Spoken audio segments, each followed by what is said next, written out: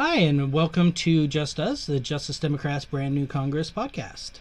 And it's been a while since we talked, and that's kind of par for the course, but it's almost Christmas or holiday or Kwanzaa or whatever it is that you celebrate, so happy that. So, we got a lot of important things to talk about, but most important thing, and without spoilers, have you seen Star Wars yet? I have. I I uh, I thoroughly enjoyed it. Okay.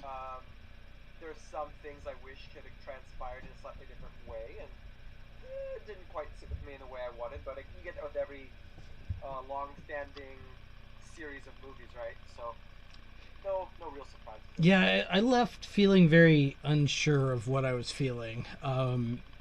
But it's very direct about telling you what it is. I mean, and again, I'm not going to give any spoilers, but the whole theme of the movie is letting go of the old and accepting the new. And it tells you that quite a few times throughout the film. And it's basically trying to say, hey, don't have any expectations. We're trying to. We're trying to create something here for you. Don't go in assuming you're going to know what's happening, and so in the end, I give it a thumbs up. But yeah, it was definitely. I think I've let a lot of my fandom and a lot of my desire for a happy ending of the story kind of run a little bit wild, and I could see why, as artists, that might be problematic for the writers. But yeah, there were definitely a lot of things where I'm like, I wasn't didn't think they'd take it there, or I wish they did something different. And but on the whole, I think they're still trying to give something artistically new, and I approve of that. Like, there's a lot that's parallel to the previous things, but yeah, the kind of giving up on the old and accepting the new is a lot of what Justice Democrats are doing, and so I thought there was a little tie-in. And same thing with the upcoming Doctor Who. But anyway, this is not a fan hour. But That's what we do in our free time. We're human beings, after all. we got a lady doctor coming up, and I'm excited about that. We got a bunch of sci-fi series, space Nazis being shot at, and Lady Doctor Who. It's at least in our science fiction sides are pretty well. The line is drawn. Yeah. So, anything going on in your world we need to catch up on before moving into Justice Democrats news? Not really. I mean, I guess this could be a plug. If any of you listening out there like to donate money to student projects, if you Google Miguel Gravel, Miguel, and then last name Gravelle, I have a teacher page on the donors website for teachers called Donors Choose, and I have a project up there right now. Basically, I've gone through this cycle where I got a bunch of comic books, and then I got like an iPad to help download like a student program where they can like scan barcodes and manage their own inventories. And then now I'm trying to get actual books to add like a second library. So I have like one cabinet full of comic books and graphic novels and manga, and then I'm trying to get one of just like culturally relevant books. So I've got like a lot of like LGBTQ books, books that are like racially and culturally diverse, and My comic book does all those things, but I'm not sure it's kid appropriate. We'll see when we get to the end. yes, oh that'd be really cool if I could have this stuff. But yeah, I do a comic book. It's called Doubting Thomas, and pretty easy to find. I'm totally forgetting my new address right now, but it's Doubting Thomas. Thecomicseries.com. Yeah. So, little bits of Justice Democrats news before we get started, really. One thing that kind of surprised me is Cenk Uygur is no longer directly connected with Justice Democrats. and I don't know the precise reason why he came out and kind of said that he's still in complete support of it, but I'm not sure the exact reason for leaving the board. I kind of feel like, without knowing any more beyond that, I kind of feel like that's a good thing. I personally like Cenk. I think he's very creative. I think he's got a lot of energy, and he's on the right side of a lot of issues. And I like his aggressive attitude, using terms like wolf for Wolfpack and Warriors, and I like his and agree with his desire to take the offense in a lot of these issues. But I know a lot of people, he's a polarizing person, particularly being in the media. A lot of my criticism of, like CNN and Fox and MSNBC, they all have parties that they are supporting. And, I'm wanting objective news, and I really dislike the way that politics and the media are permanently tied up in a knot. And there's a lot of people, Cenk comes with Cenk baggage, and I think it's not the worst thing in the world to not have him directly part of it, but still supporting it. So I don't know what sort of things went on behind the scenes, but it appears to be a mutual decision, and I think it's, my feeling is it's probably for the best. Yeah, that seems wise, not to be connected directly. His media influence. Yeah. Through a party. Yeah, and there's just with the all the end of truth era that we've talked about ad nauseum in the past, where people don't even wait for things, just the whole, I've seen so many posts about how just because Turk is in the name, and they're saying like Erdogan is supporting the Justice Democrats, like, just, you could not get, I mean, that's probably the most literal from the truth you could ever get, but it's just, the sort of people that support a president aren't going to look up the facts of that.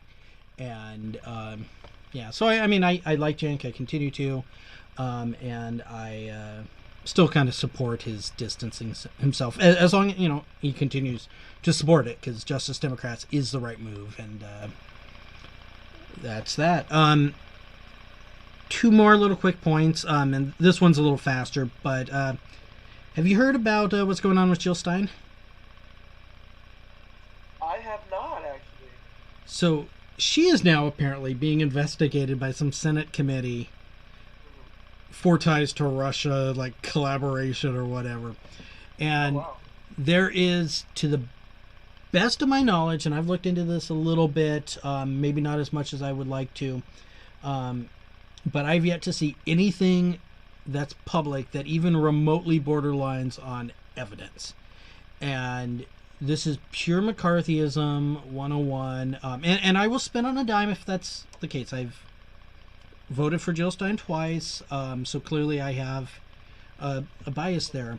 But if it comes clear that she was in some way selling out America to the Russians, I'll spin on a dime there.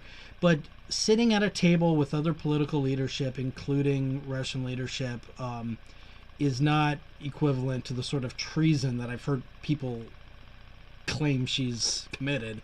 I've yet to see any sort of evidence, and I'm terrified of this. I mean, it's McCarthyism. I mean, there's literally, this is red baiting. And so, yeah, I'm terrified of the lack of evidence. I mean, this is why I support Gleb and his pro-truth movement. Is, I see that as so important. We can't just accuse anyone that's against us of high crimes and misdemeanors, and treason. Like, we need to have civil discourse, and we can't just call our opponent's treasonous when that's not the case. So There's due process for a reason. yeah, so yeah, apparently we're in full-fledged McCarthyite mode here, and so just to out myself, I guess I had a Russian history class once in college.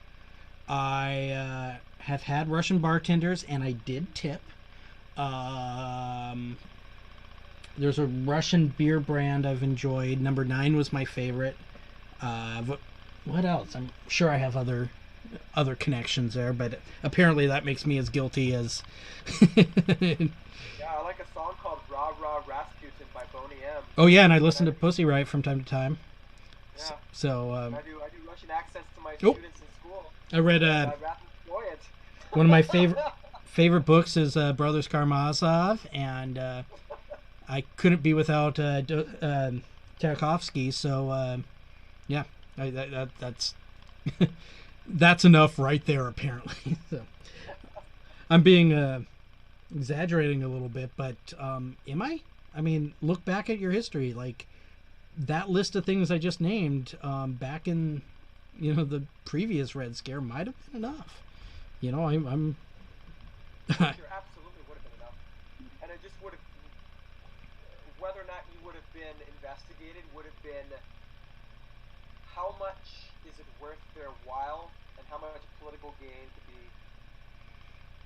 be. do you think so? When I was a kid, the Cold War ended, and we were happy about that, and we moved on, and I was focused on science, and I was interested in space. And so for me, Russians were people we were working with, maybe not working with in the way they claimed Jill Stein was, but Russians were people that were technologically advanced, culturally advanced, and we were exploring space together with. So growing up, and I read a bunch of Arthur C. Clarke, and what was it? 2010 had that scene where the American scientists and the Russian scientists were in space, and suddenly learned that there was like a war or some sort of tension between the two countries, and so they had to, on the space shuttle or ship, they had to kind of try to figure out what their relationship was going to be as teammates for something that had essentially nothing to do with them, and so for me, all this feels a lot like it's coming out of the blue, because my generation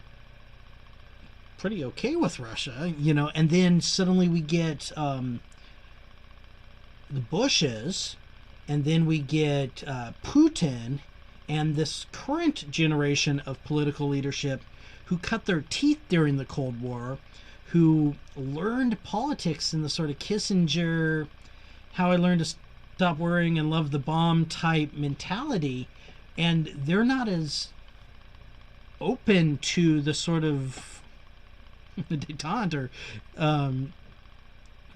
like they learned politics when the Cold War was a thing. Right. And so, like, are they making it a thing? Like, do you think if Russia never had Putin, ex-KGB agent, they had someone younger, and we had someone, our top, anyone other than Trump, but our top leadership also was a sort of younger mindset where the Cold War was kind of over, I don't think we'd have any of this stuff going on. I think that's just going back to Star Wars. It's bringing back things from the past that shouldn't necessarily be part of the current present. No, that's a historical thing. I mean, generally one brings up past enemies for satire in society, and to be worked into pop culture as jokes. The Brits will have some jokes about the Romans because the Romans took them over a long time ago. Shit like that. And to me, even looking at, say, Stephen Colbert, who outwardly is a liberal, maybe in some ways a progressive, although I wouldn't go that far to say he's really progressive. But It's an opinion anyway. My opinion doesn't count for anything. It's just an opinion for those who like him or whatever. But he'll make fun of Russia and like the Trump administration, colluding with Russia, and it's a funny joke because America remembers the Cold War. The baby boomers who are watching the show, Russia's the enemy. Well, They grew up after their allies in World War it II. feels like that line in Batman: The Dark Knight, where Batman makes some sort of comment to the Joker about killing him, and the Joker's like, "I don't want to kill you. Like, you complete me." And it's like all these politicians born before the end of the Cold War, or at least who had come of age before the end of the Cold War, can't envision a world without a contrast between the U.S. and Russia. Absolutely. And then you get people like us who were born of the internet. We were born in this sort of, for better or worse, the NAFTA climate where new markets and, I'm no supporter of NAFTA, but the mindset was the sort of world coming together, United Nations solving problems, turning towards we no longer need superpowers because the Cold War's over. And so you get people like Rachel Maddow constantly referring to Russia as an enemy. And up until this last year, and clearly Putin has taken some hostile actions, although I think a lot of what we're hearing is still speculation. But clearly at this moment in time today, we do have a tense situation between our two countries. But that seems to be kind of an invention over the last couple of years that wasn't there and didn't need to be until, pretty much this last election cycle. I put it on that. It's absolutely forced. I mean, Russia has been an ally in a lot of coalition work in the war on terror since, 2001. And, the Republicans and Democrats have been working with Russia sort of as allies. We may have had our healthy disagreements with, haha, they're doing that stupid thing, and they're talking about, haha, we're doing that stupid thing. But it was basically an allyship. And again, like our generation, folks of our age grew up with shows like Captain Planet, where yeah, the main characters that are in love is this chick from Russia and this chick from America, and then they're in an international team saving the planet from, global warming. It's like we're growing up on that. That's we grew up on science was a big thing, like in that show for people growing up. Like we're understanding science, and it wasn't that denying at a massive level like there is today. Thank God for those seeds planted. Right? And there wasn't hate for Russia. I mean, it was really just like. Oh, we had Chekhov flying the Enterprise. Or, no, I guess Sulu was flying it, but the weapons officer was Chekhov. They gave the Russian control of the guns. I guess the sci-fi and people who had good cartoons to watch as kids, like we were, even if we came from more conservative backgrounds, which we both did, we were inundated with these messages that are very different than what we're getting. Yeah. In terms of science and in terms of hitting Russia. So. All right, well, we could talk about that forever, and I know there's more. So some very good news. Moving on a little bit. Right now, you should be able to see on your screen. Here is the Justice Democrats candidate page, and there is some difference between Brand New Congress and Justice Democrats, so I encourage you to check them both out. But if you scroll through some of these, you are going to see some new faces. You're going to see lots of new faces. Yeah, I was impressed how much it's grown over time. Right now, we have 51 candidates. It's amazing. And, I mean, just no way we can take the time to go through them right now. But these are some amazing candidates. And so go through that page. look through them. Odds are there's going to be one in your state. But one of the things that impresses me the most is the places where we have the majority of candidates: Arizona, Texas. A lot of people in Texas, and we might turn a couple states blue here. Yeah. So yeah, this is really exciting. A lot of great people, and I mean, find the person nearest you, and if there's someone you align with, give them your support. We have a frozen screen, so I'm going to need to stop right now, and we'll be right back.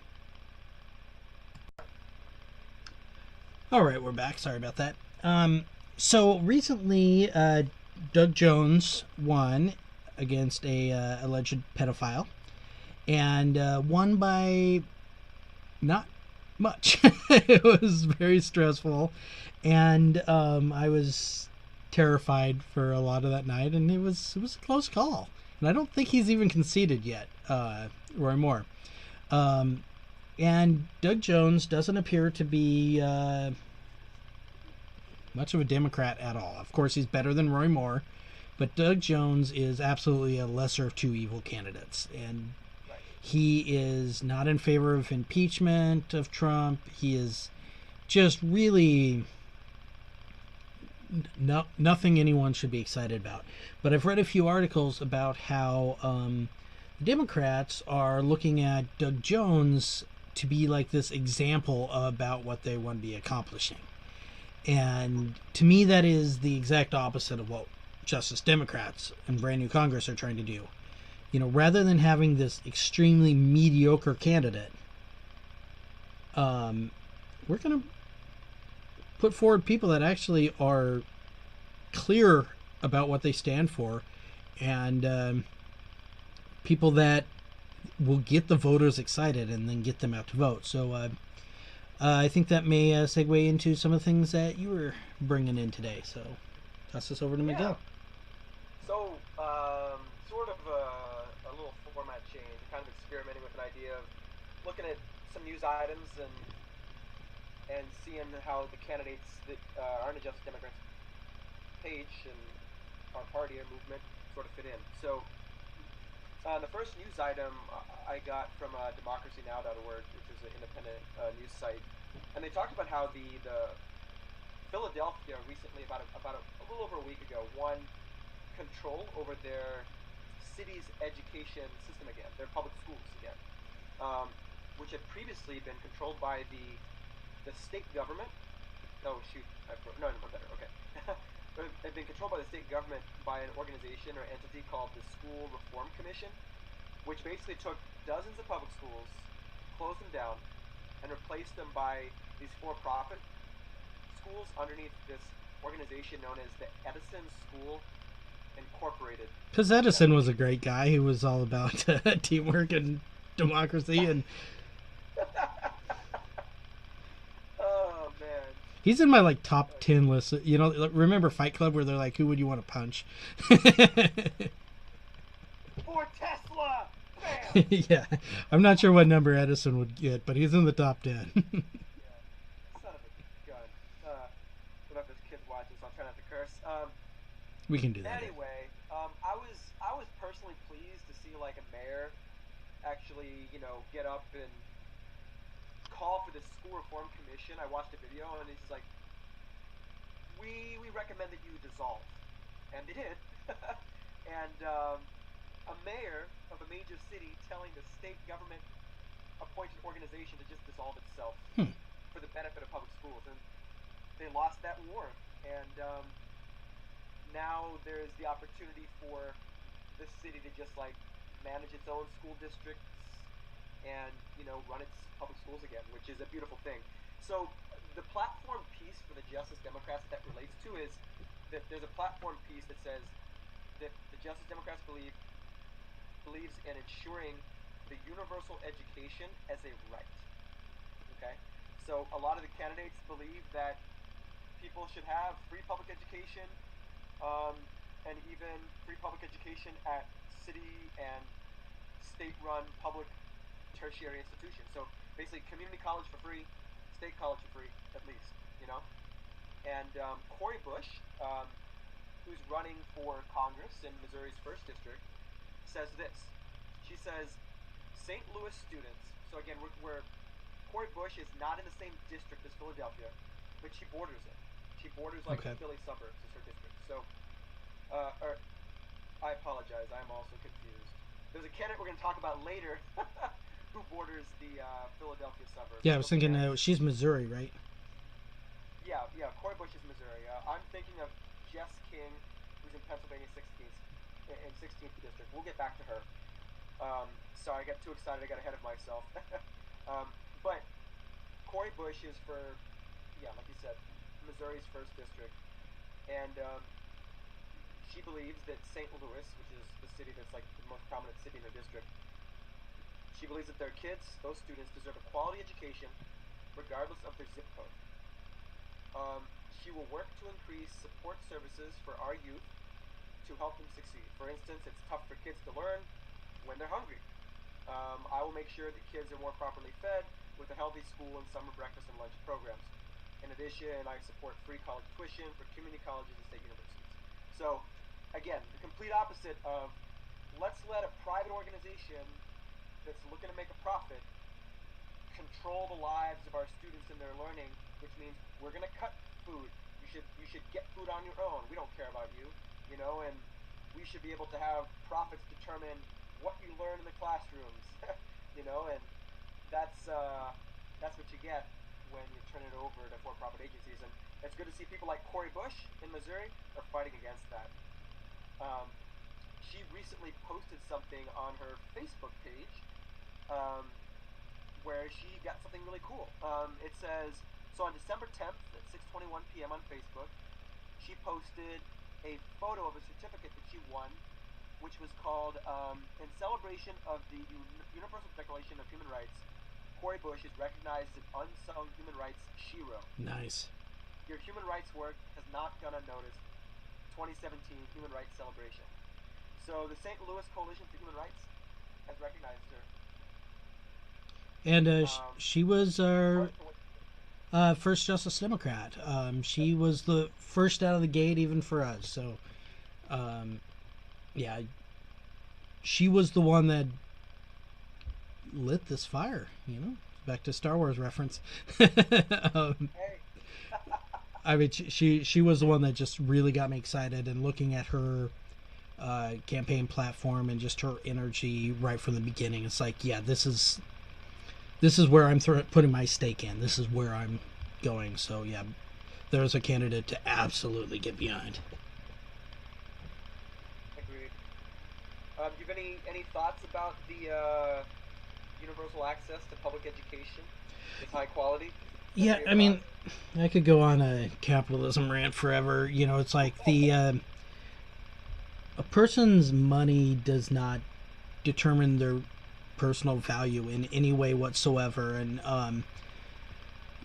so someone once said how they could care less about the shape of Einstein's brain, but they were more interested in the absolute certainty that there were people as smart, if not smarter than him, working in rice fields today. And when kids are showing up to school hungry and they haven't eaten all weekend and they're pocketing food from the cafeteria to get them through the weekend, they are not capable of reaching their full potential.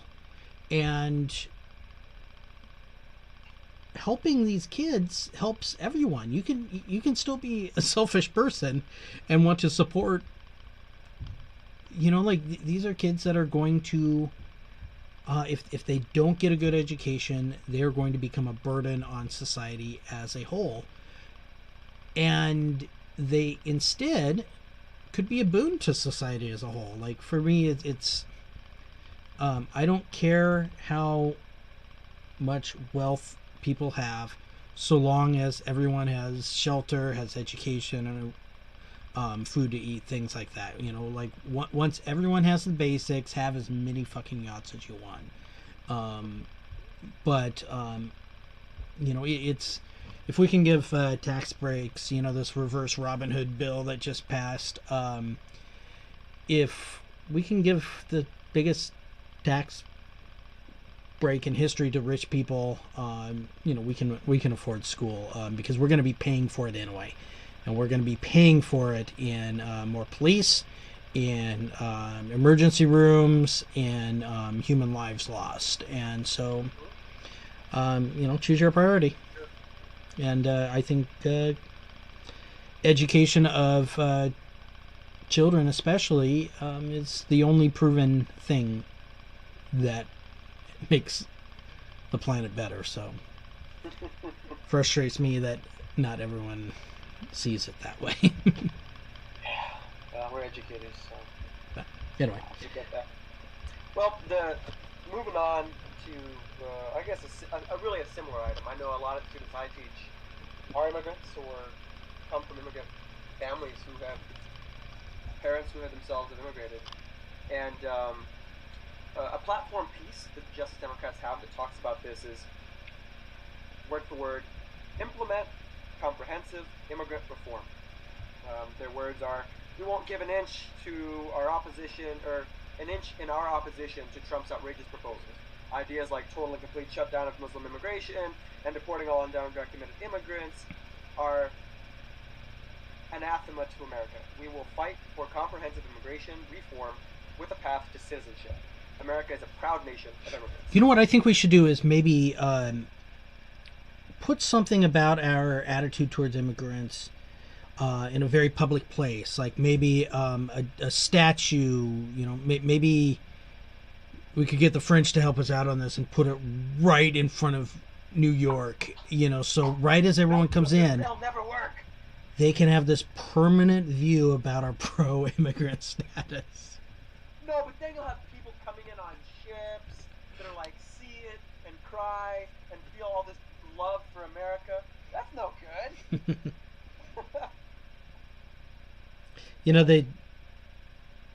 The chains at our feet, those speak volumes. And, feels to me we've just been putting those chains back on. And that's the real tragedy is, they were off, and not for everyone, but we were moving in the right direction, and now we're hurting ourselves. But, immigration, that's one that's just going to get a whole lot worse, and it's so hard, so heavy to deal with.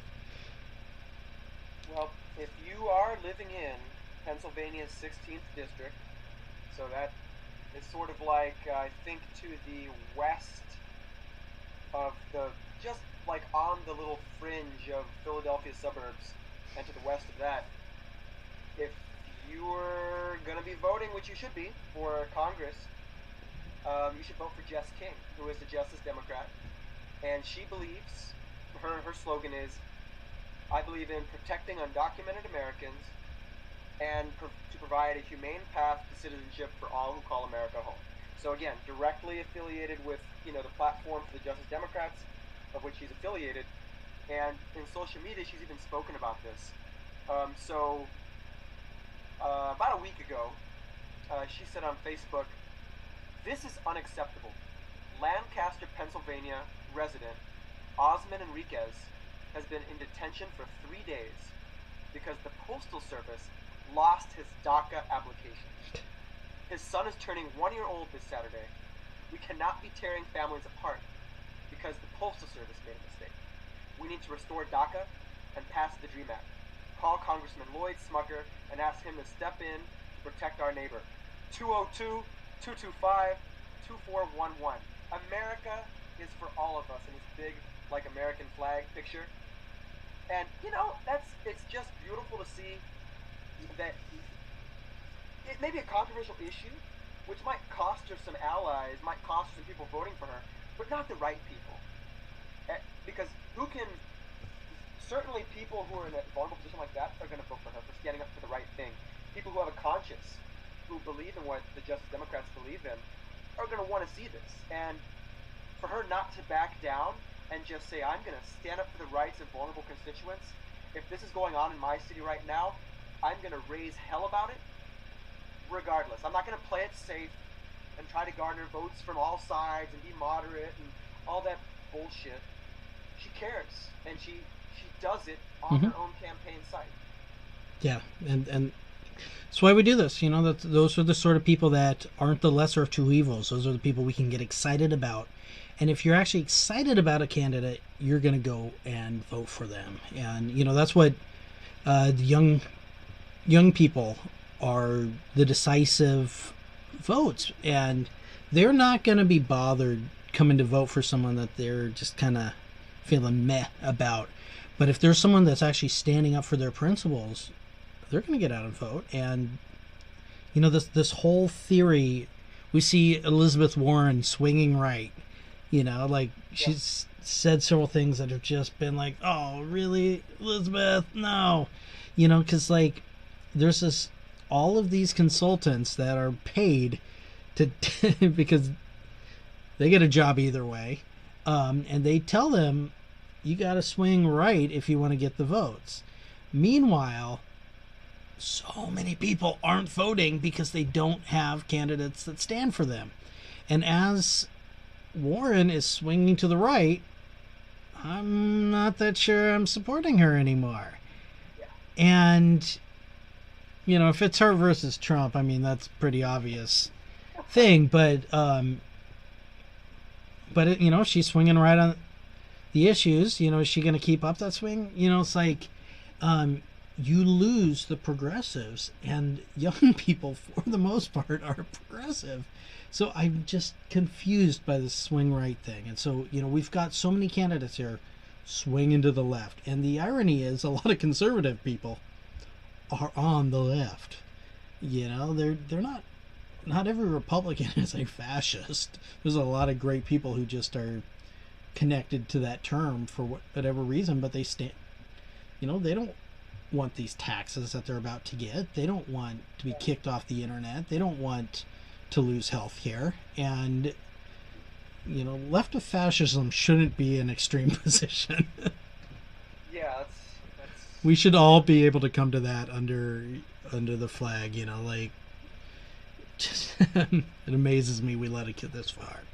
Terrifies Captain me too. America and Superman punch fascists and Nazis in the face, gosh darn it. Yep. You heard nothing? That's a controversial statement now. Oh, jeez. Well, speaking of controversial, net neutrality, that was an interesting thing that actually raised some controversy in my classroom when we talked about it. I think ultimately my California kids were, oh no, net neutrality's good, we shouldn't take it away. But some kids were like, oh, well, where's the money going to come from? You know, companies, all these silly arguments that they were kind of shut down with. But I was surprised that people even saw. Well, if they can come up with something good, you know, God bless them. I'd like to hear it. I would too if it was articulate. Well, I'm just sick. I'm just sick of us being the customers of our government. You know, not the people it is designed to represent. You know, it's corporations are viewed as people, but people aren't viewed as people. And you know, like that. If there's a theme that's been running through this current administration, it's that. And you know, and net neutrality is just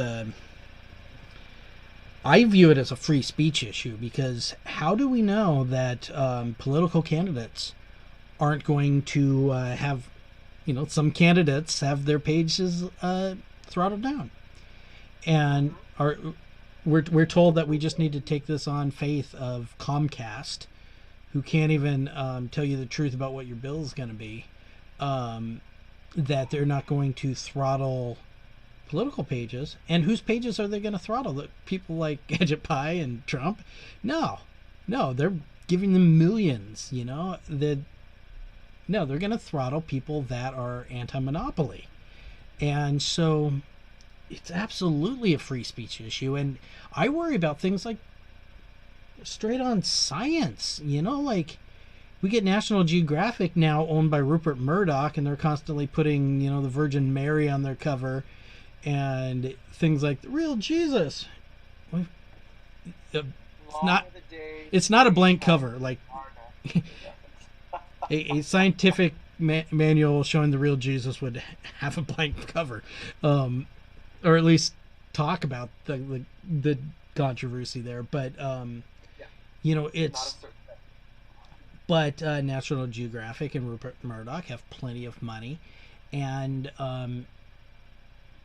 those things are going to now be likely to be towards the top of certain search results and faster websites. Whereas, you know, these scientists were constantly told are being profiteering or whatever. You know, some university papers and a lot of the drier, more boring papers, are those just going to be throttled down? You know, and it really terrifies me that knowledge itself is going to have this sort of gatekeepers to what you can access and what you can't, and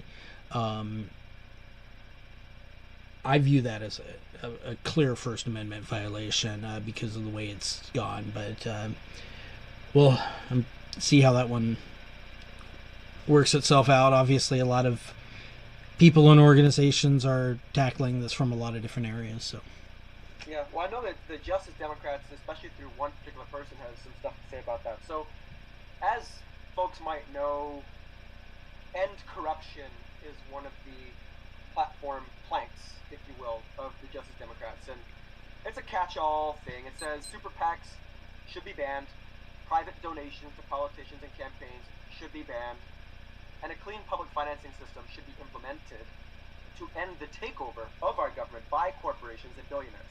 Case in point, Americans deserve free and fair elections, free from the corruption of big money donors. The Supreme Court has effectively legalized bribery. It's time for an Article 5 convention to take our democracy back from the brink of oligarchy. mm-hmm. You can't disagree with that. Ro Khanna, my own California brother, You got a couple in California now too, so you get. we got several. Yeah, it's growing. California is pleasantly growing, which is good because people get lazy in these Democratic districts with the wrong kind of Democrats, and it's good to see some people ready to shake some things Well, up. Dianne Feinstein's in favor of the death penalty. I mean, and how she is so conservative, and Don't you know, get me started on the baby she's killed abroad with her Senate Foreign Intelligence Committee chairship. yeah. But we have Allison Hartson challenging her, Yep. and so yeah. Well, Well, go ahead. okay, so speaking of California, Ro Khanna in the Silicon Valley, so the 17th district of California, he's in Congress. He'd like to run again, and he came up with this thing called Ro's 6 Principles for Internet Bill of Rights. So on his page, he says, you have the right to universal web access. You have the right to net neutrality. You have the right to be free from warrantless metadata collection. You have the right to disclose amount, nature, and dates of secret government data requests. 5. You have the right to be fully informed of the scope of data use. And lastly, you have the right to be informed when there is a change of control over data. Sounds great. And, you know, Ro Khanna got on the internet, on Facebook on December 10th, and he said, if the FCC ends hashtag net neutrality on December 14th, ISPs could begin forcing companies to pay for access. Websites that can afford these costs will hold a sizable advantage over smaller sites, whose traffic could be throttled or blocked completely. Add your name to Ro's plan for an Internet Bill of Rights. Action.rokhanna, which is ROKHANA.com/net-neutrality. And he's got a cute little picture. You can Google it. It kind of shows that. I do find it a little weird that people seem more vocal about net neutrality than they do about gun control. You know, there seems to be this people have just accepted a certain number of kids are going to die, but they need their porn. But either way, I'm glad they're being vocal about this because it is a big deal, and it is about it's about the future. It's the computers, network computers, are arguably the single greatest invention that's ever, you know, since the wheel at least, and you know, the everything that we can look forward to in the future. Um, Networked computers are the beginning of that, and to put a roadblock in that and just say that profits are more important, it doesn't seem to me like even remotely the right way forward. And so I'm glad there's been a lot of discussions. I'm hearing things like municipal internet come up, hearing a lot of things about how different regions are taking different approaches, and we definitely haven't heard the end of that one. But you know, I'm jaded. You know, show me action. We're seeing a lot of assaults on liberties day in, day out, but Puerto Rico, large amounts still doesn't have power. You know, like so many areas were just Flint still doesn't have drinking water, and Flint appears to be one of many. Like, there are places with water well worse than Flint, and you know, we seem to just kind of be overwhelmed and solipsistic and just stuck in our own little worlds. But we need to get out of our comfort zones, and we need to get out there and make a difference, because I mean, things are crumbling around us, and in a time where they don't need to be. So that's why we're here. That's why, I mean, 51 candidates.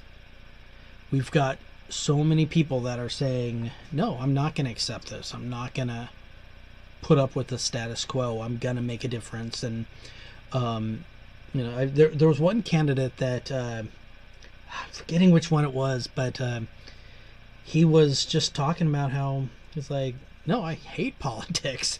I'm here because I have to be. Because I'm going to get stuff done, and but this is not what I would want to be doing. And I feel you. You know, like, that is exactly the sort of thing I'm looking for right now. And so, you know, get out of your comfort zone, and you know, we gotta fix things. So cool. You have anything else? No, that's pretty much it for the content. I mean, so I guess to summarize, y'all, I mean, just go check out the 51 candidates we have and peruse their websites. You'll see some of the issues we talked about in the platform on the main site, and when you look at candidate sites, you'll see what they've posted on Twitter and Facebook, and you know what they talk about on their proper websites.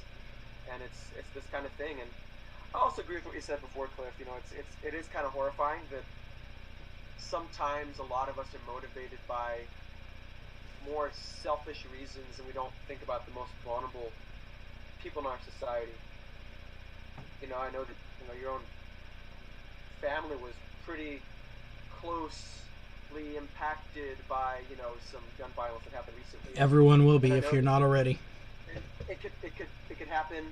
You know, it happens. I mean, I've had several gun scares at my school, like 3 this year, where kids will say something on social media, and then we have to investigate it. And you know, school hasn't been closed down yet, but I'll be honest, there was one day I had anxiety, and a parent reported it to me at night.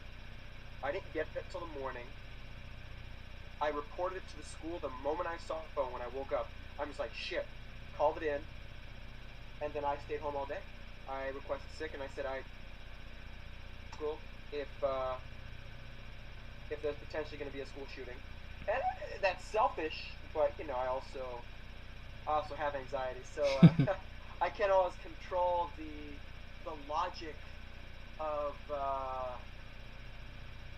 a crippling, paralyzing fear. It may be completely illogical, and I could know that, but that doesn't my actions. So we all really, really should be very concerned about how we deal with guns in our country. Yeah. And look at the success stories of people who have regulated or abolished firearms. Look to Australia, look to Japan. Yep.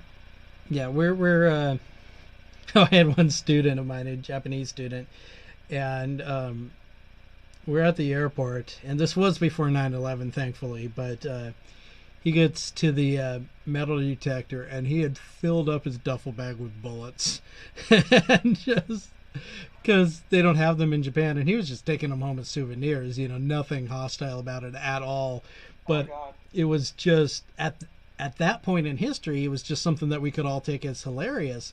Um, and so he just handed me all these bullets, and I took them home. Um, but I'm thinking, like, had that happened now, I mean, we'd be in Guantanamo, you know. But Yeah. yeah. Anyway, so that about does it for us tonight. And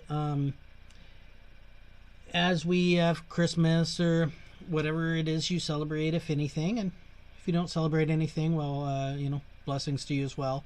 Um, but consider giving a gift of democracy in some capacity, and maybe support some of these candidates. Maybe find another organization that's doing something progressive and helpful, and give them a hand. Maybe just, if you're as cold as it is around here, those little heat blankets cost almost nothing. But buy some of them, carry them around in your pocket, and if you see someone cold, just hand them out. I mean, there's a lot of ways that you can be helpful and beneficial to this world right now. And I think I told this story before, but I've heard that there was a psychological test where they were testing happiness, and so they had people rate their lives, like a 1 to 10. How do you rate your life? And then they had to go copy their results, and then a while later they had to rate their lives again. And some groups, there was a dime in the photocopy machine that they had planted there. And so people that were copying, some groups found a free dime. And those people always rated their lives as better that second time around. 10 cents, one dime, and people rated their entire life as being better. 10 cents was all it took for someone's mood to be changed enough to rate their life as being significantly better. And so little things do make a difference, and in this time where there's a lot of bad big things, let's not let those little things slip by. So anyway, that's, I guess, my Christmas blessing for you, and wish you all the best. And you as well, Miguel. Yeah, I have one parting thing. So, although I do celebrate Christmas with my family, I tend to celebrate a bit of the political part of Kwanzaa. Kwanzaa is sort of like more of like an African American culture holiday. There's one of the principles, which I'm not an expert, but it deals with like supporting like local black businesses in your community. I encourage everyone this holiday season to think of a larger spirit of that. Not to diminish that, that's a very important spirit, but support your local businesses. Oh, there's a great app. Totally name drop. It's called Black Wall Street. No, Official Black Wall Street. And it's on Android. I'm sure it's on iPhone as well. And it does exactly that. It senses your location, and then it finds the nearest local black business, and you can review it. And I forgot to turn it off, and I was in Seattle recently, and it was just going off all the time, and we're like, oh wow, hey, there's an art store nearby, and there's this barber shop, and but there was so much that was popping onto that screen. And again, Seattle is a little better than Spokane in a lot of ways, but it was so exciting. It's just like all these places that were popping up, and why not go there over some change? So yeah, absolutely. And I say any locally owned is better than a franchise, but yeah, check out that Black Wall Street app, because it was fun to use. And yeah. There's some homework for us. We should should all check out the Black Wall Street app. And then if you can, forego the Burger King, and you see Bob's Burgers, not the show, but let's say there's Bill, and he's your neighbor, and he owns a burger joint. Consider going to Bill, because he's your neighbor, and you want to keep him living in your community, voting in your community, and not kicked out because he can't afford to live there. So let's keep the Bills in business and try to shop local. Well, happy holiday, and Merry Christmas, Kwanzaa, Hanukkah, whatever you got. Solstice, Saturnalia. I'm sure there's a few more, but happy that.